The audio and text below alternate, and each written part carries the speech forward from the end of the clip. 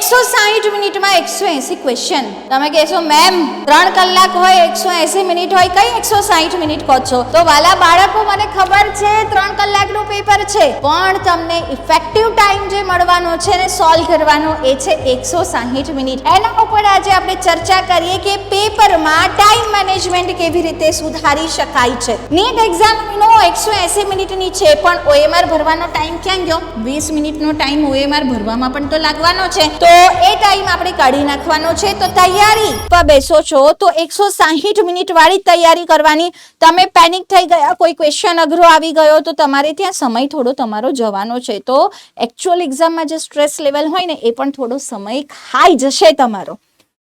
Toppers પોતાના ટાઈમનું division કેવી રીતે કરે? તો બાયોલોજીના 90 ક્વેશ્ચન 40 થી 45 મિનિટમાં થવા જોઈએ, કેમિસ્ટ્રીના 45 ક્વેશ્ચન 35 થી 40 મિનિટ અને ફિઝિક્સના 45 ક્વેશ્ચનમાં 1 અવર સુધીનો તમે ટાઈમ આપી શકો છો. ધ્યાન રાખજો બેટા, બાયોલોજી જેનું ફાસ્ટ થયું એને ફિઝિક્સમાં ટાઈમ મળવાનો છે, અને ફિઝિક્સમાં ટાઈમ આપશો તો ક્વેશ્ચન સાચા થવાના ચાન્સીસ વધી જવાના છે. બાયોલોજી એટલે જ પરફેક્ટ રેડી કરવાનું હોય. ઘણા બાળકોએ નીટ 2025માં 1.5 કલાક સુધી બાયોલોજી સોલ્વ કર્યું હતું, એમની સ્પીડ ન હતી અને એના ચક્કરમાં ફિઝિક્સ કેમિસ્ટ્રી છૂટ્યું હતું. તો એવું આપણી સાથે થવું જોઈએ નહીં, ખૂબ બધી પ્રેક્ટિસ કરવાની.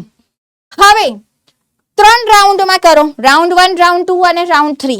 રાઉન્ડ 1 છે એમાં ઇઝી ડાયરેક્ટ ક્વેશ્ચન કરો. 120 પ્લસ ક્વેશ્ચન તો ઇઝી ડાયરેક્ટ હશે જે તમે રાઉન્ડ 1માં કરી શકશો.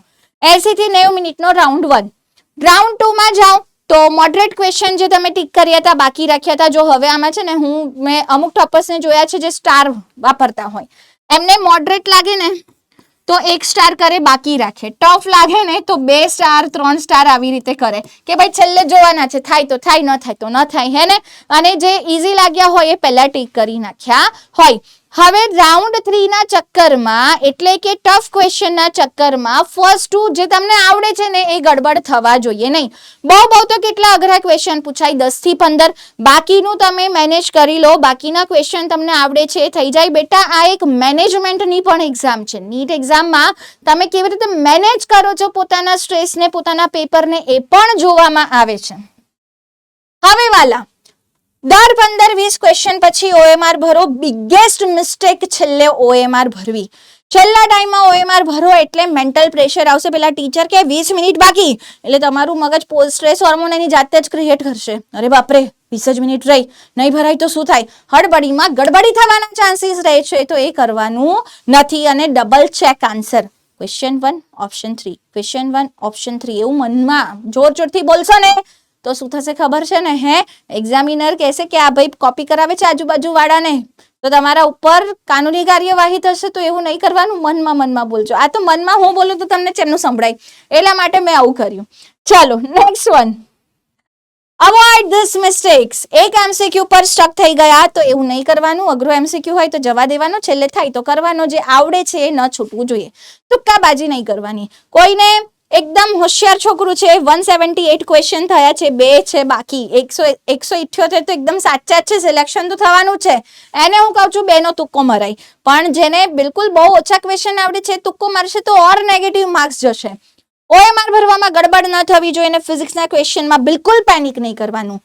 વાલા બાળકો, એક વાત યાદ રાખજો કે જો પેપર હાર્ડ હશે તો બધા માટે હાર્ડ હશે. મેરિટ ડાઉન જશે તો બધાનું ડાઉન જશે, તમારા એકલાનું હાર્ડ નહીં હોય.